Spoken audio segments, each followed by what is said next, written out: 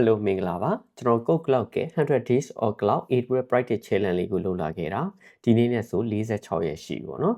Day 46ရဲ့လက်ကလေးကိုကြည့်ကြည့်အောင် S3 နဲ့ Lambda ကို Event Driven Processing လုပ်ပေးရမယ်လို့ပြောတယ်ကျွန်တော်လက်ကလေးကို step လုပ်လိုက်မယ်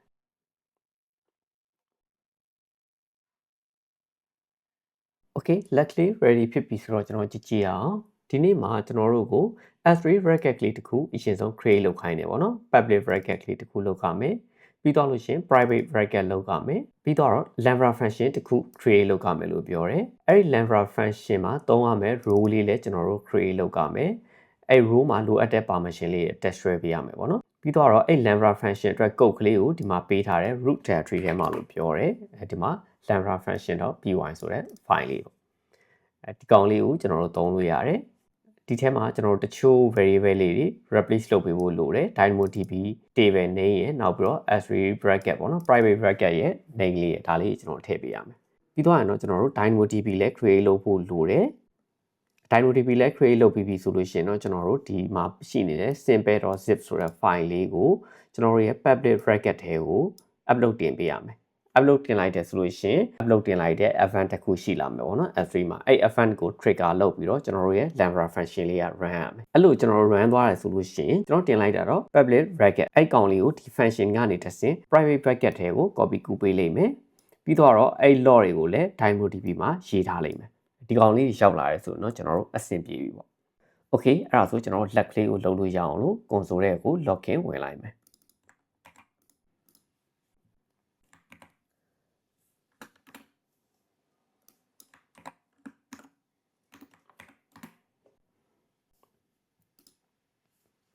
Okay AWS console ရဲ့ရောက်ပြီဆိုတော့အရင်ဆုံး create လုပ်ကမှာ S3 bracket ဖြစ်တဲ့အတွက်ကျွန်တော် S3 ထဲကိုသွားမယ်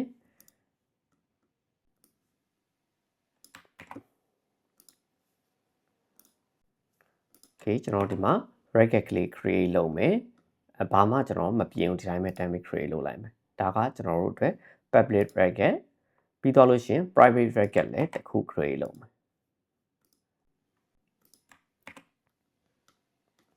private bracket လည်းကျွန်တော်တို့ဒီတိုင်းပဲ create လုပ်မယ် private ကတော့ဘာမှပြင်စရာမလိုဘူး default က private ပဲဖြစ်နေတာ哦အဲ့တော့ public bracket ကိုကျွန်တော်နည်းနည်းပြင်ပေးဖို့လိုတယ်သူ့ထဲမှာရှိတဲ့ object တွေကို public accept ရအောင်ကျွန်တော်ပြင်ပေးရမယ်လို့ပြောတယ်ဗောနော်အဲ့ဒါဆိုသူ့ရဲ့ permission တွေကိုသွားမယ်ပြီးတော့ဒီမှာ block လောက်ထားတယ်ဗောနော် block လောက်ထားတယ်လို့ကျွန်တော်ပြင်မယ်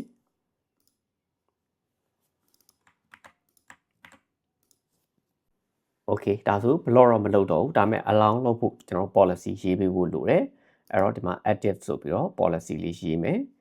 statement တစ်ခုယူမယ်ပေါ့နော်ဒီထဲမှာ statement id ဖြုတ်လိုက်မယ် public ကိုပေးမှာဖြစ်တဲ့အတွက်ကျွန်တော် principal က star နဲ့ပေးမှာပေါ့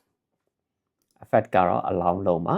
action ကဘာလုပ်မလဲဆိုတော့ S3 ထဲက action တစ်ခုကျွန်တော်တို့ကလုပ်မှာဘယ် action လဲဆိုတော့ get object ပေါ့Okay ဒါဆို get object ရပြီဘယ် result အတွက်လဲဆိုတော့ကြတော့ကျွန်တော်တို့ဒီလက်ရှိ public bracket ကလေးပေါ့နော် public bracket လေးထဲမှာရှိတဲ့ object တွေအကုန်လုံးပေါ့နော်အဲ့တော့ /star လေးလည်းထည့်ပေးလိုက်မယ်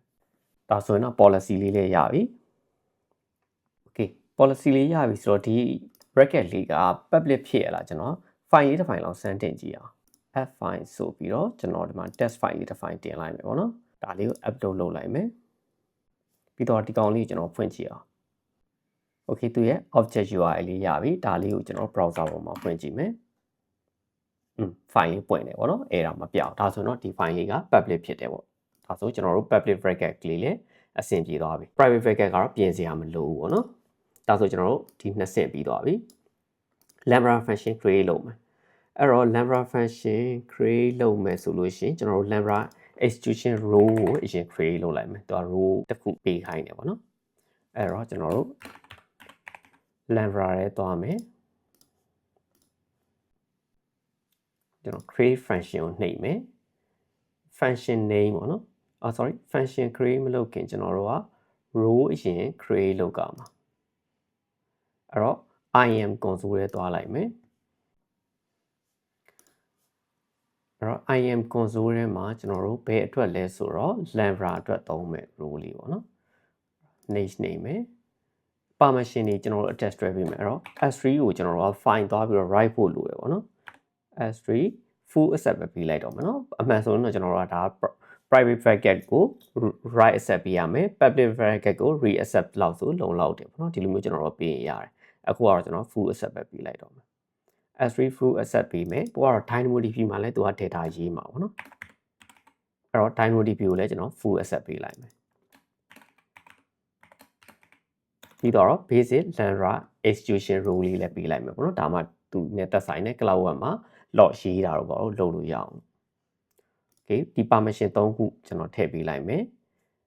DynamoDB ရဲ့ S3 ရဲ့နောက်ပြီးတော့ basic execution rule ရဲ့ပေါ့နော်ပြီးတော့ role name လေးပေးမယ်ဒါဆို create role ဆိုပြီးတော့ကျွန်တော် role create လုပ်လိုက်မယ် role လေး ready ဖြစ်ပြီဆိုတော့ကျွန်တော်တို့ function လေး create လုပ်ဖို့ဒီမှာ use existing role ကိုရွေးမယ်ဒီ role လေးပေါ့နော်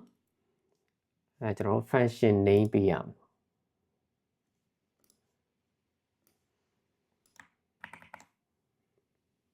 အဲ့တော့ function name လေးပေးမယ်ရေးရမယ့် file ကကြတော့ကျွန်တော်တို့ဒီမှာ Python file ပေါ့နော်အဲ့ဒါဆို lambda ရဲ့ runtime ကလည်း Python ဖြစ်ကြမှာပေါ့ okay ကျန်တဲ့ကောင်လေး default အတိုင်းပဲထားလိုက်တော့မယ်ကျွန်တော်ပြီးတော့မှ configure လုပ်မယ်အဲ့တော့ create function ဆိုတာလေးကိုနှိပ်လိုက်မယ်ဒါဆိုကျွန်တော် lambda function လေးတော့ရပြီlambda function ထဲမှာ code ထည့်တဲ့ကိစ္စတွေ trigger တွေထည့်တဲ့ကိစ္စတွေပြီးတော့မှလုပ်မယ်ပေါ့နော်အဲ့တော့ဒီကောင်လေးကိုကျွန်တော်တို့ထားပြီးတော့ရင်နောက်တစ်ဆင့်သူကဘာခိုင်းထားလဲဆိုတော့ function code ထည့်ခိုင်းနေပေါ့နော်အဲ့တော့ function code ထည့်ခိုင်းနေဆိုတော့ကျွန်တော်တို့ဒီမှာ okay ဒီမှာသူပေးထားတဲ့ code ရှိတယ်ကျွန်တော်ဒီကနေပဲ copy ကူးပြီးတော့မြန်မာလိုပဲထည့်လိုက်တော့ lambda တဲ့တော့ကျွန်တော်ဒီမှာကူးလာတဲ့ code ကလေးကိုထည့် okay ဒီမှာကျွန်တော်တို့ handler က lambda handler လို့ပြောထားတယ်ပေါ့နော် file name ကsorry function name ကပေါ့နော်ဒီမှာ lambda underscore handler ဆိုတော့မှန်တယ်အဲ့ဒါဆိုဒီကောင်လေးကို run လိုက်မယ်ဆိုတော့ကျွန်တော် code ကတော့ရပြီဒီမှာကျွန်တော် replace လုပ်ရမယ်နှစ်ခုရှိတယ် DynamoDB table name ပေါ့ DynamoDB table name ကကျွန်တော်တို့ဘာပေးရမလဲဆိုတော့ဒီမှာ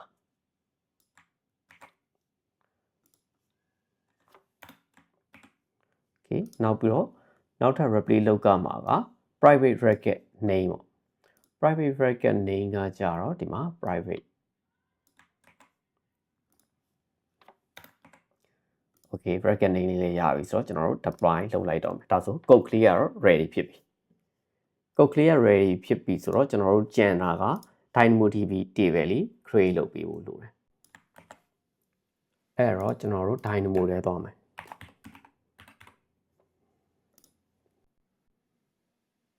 create table နှိပ်မယ်နောက်ပြီးတော့ကျွန်တော်တို့ဒီမှာ partition key ပေါ့နော် partition key က log id ကိုသုံးရမယ် type က string လို့ပြောတယ်ဒီမှာ string ပဲဆိုတော့ကျွန်တော် general မပြင်တော့ဘူး create table နှိပ်လိုက်မယ်ဒါဆိုကျွန်တော်တို့ DynamoDB table လေးလည်းရပြီသူကတော့ create ပဲရှိသေးတယ်ပေါ့နော်ခဏလေးစောင့်လိုက်မယ် okay active ဖြစ်သွားပြီ active ဖြစ်သွားပြီဆိုတော့သူ့ထဲမှာကျွန်တော်တို့အခုမှ create လုပ်ထားတာဆိုတော့ဘာ record မှာတော့မရှိနေဘူးပေါ့နော်ဘယ်ကနေလာမှာလဲဆိုတော့ကျွန်တော်တို့ S3 ကလာမှာပေါ့ S3 ကလာမှာသူကဘယ် event တွေကိုဖန်ခိုင်းလဲကျွန်တော်တို့တေချာလေးပြန်ကြည့်ကြည့်အောင် upload to S3 recap လို့ပြောတယ်ပေါ့နော်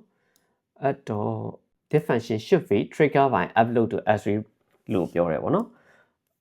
ဒါဆိုလို့ရှိရင်ကျွန်တော်တို့ဒီ S3 recap ထဲကို upload တင်တဲ့အချိန်မှာ trigger လုပ်ရမှာအဲ့တော့ S3 recap ထဲကို upload တင်တဲ့အချိန်ဆိုလို့ရှိရင်ကျွန်တော်တို့ဘယ် recap လဲဆိုတော့ public recap ထဲကိုတင်တဲ့အချိန်မှာလောက်ကြမှာ event type event type ကကြတော့ကျွန်တော်တို့က upload တင်တာဆိုလို့ရှိရင် put ဆိုလို့ရှိရင်ရပြီဒါအသစ် upload တင်တဲ့ကောင်ဆိုရင် put ကိုသုံးတယ်အဲ့တော့ကျွန်တော် put ကိုပဲရွေးလိုက်မယ်ကျန်တဲ့ကောင်လေးဘာမှမရွေးတော့ဘူးဒီမှာကျွန်တော်တို့ acknowledge ဖြစ်တဲ့ဆိုတာလေး on ပေးလိုက်မယ်ပြီးတော့ add ဒါဆိုကျွန်တော်တို့ဒီ function လေးမှာ trigger က S3 ဆိုပြီးတော့ရှိနေပြီပေါ့နော် S3 မှာကျွန်တော်တို့ put event ရှိတယ်ဆိုလို့ရှိရင်ဒီ lambda function လေးကသွားပြီးတော့ run လိုက်မယ်အဲ့တော့ကျွန်တော်ဒီ function လေးကို monitor လုပ်မယ်ဆိုလို့ရှိရင်เนาะဒီမှာသူ့ရဲ့ metric တွေပေါ့နော်ကျွန်တော်လောလောဆယ်ဘာမှ upload မလုပ်ဘူးဆိုရင်ဘာမှ run နေမှာမဟုတ်ဘူး run သွားပြီဆိုလို့ရှိရင်ကျွန်တော်ဒီ cloud web log မှာလည်း log ရေးသွားလိမ့်မယ်အဲ့တော့ကျွန်တော်ဒီ record ထဲကို file လေးတင်ကြည့်အောင် file တင်မယ်ဆိုလို့ရှိရင်เนาะကျွန်တော်တို့ဒီမှာ simple.zip ကလေးကိုတင်ခိုင်းနေပေါ့နော် okay s3 command ကိုပဲသုံးပြီးတော့ကျွန်တော်တင်ပေးလိုက်မယ် simple တော့ zip file ကိုတင်မယ်ဘယ်ကိုတင်မှာလဲဆိုတော့ s3 ရဲ့ကိုတင်မှာဒီ public bracket ထဲကိုတင်မှာပေါ့နော်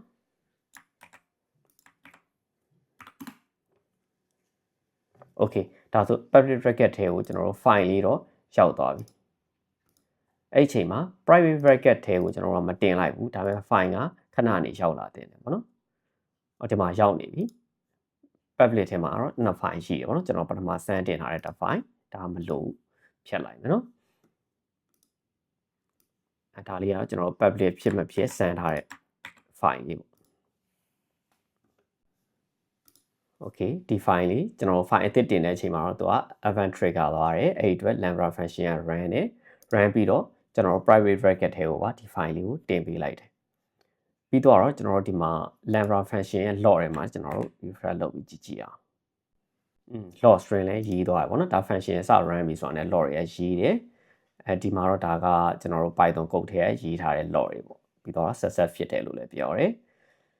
အဲ့တော့ DynamoDB မှာကြည့်အောင်okay DynamoDB မှာလည်း item တစ်ခုထွက်လာတယ်ပေါ့နော်အဲဒီမှာ detail လေးဖတ်ကြည့်မယ်ဆိုလို့ရှိရင်လည်းကျွန်တော်တို့ဒီ private bracket ထဲကိုသွားပြီးတော့တင်တယ် object ကကြတော့ဒီ simple.zip ဆိုတဲ့ file ကိုတင်တာ source ကကြတော့ public bracket ထဲယူတာကျွန်တော် set ဖြစ်တယ်ပေါ့နော်ဘယ်အချိန်တုန်းကလဲဆိုတော့ဒီမှာ time stamp လေးမှာရေးထားတဲ့အချိန်တုန်းဒီလောက်ဆိုလို့ရှိရင်တော့ကျွန်တော် lab ထဲမှာပါတဲ့ instruction အကုန်လုံးကပြီးပြီဒါဆိုကျွန်တော်တေချာအောင်လို့ချက်နှိပ်ကြည့်လိုက်တော့ okay chess လဲ pass သွားပြီဆိုတော့ကျွန်တော်တို့ဒီနေ့ lab ကလေးကိုအန်လိုက်တော့မယ်နော် stop lab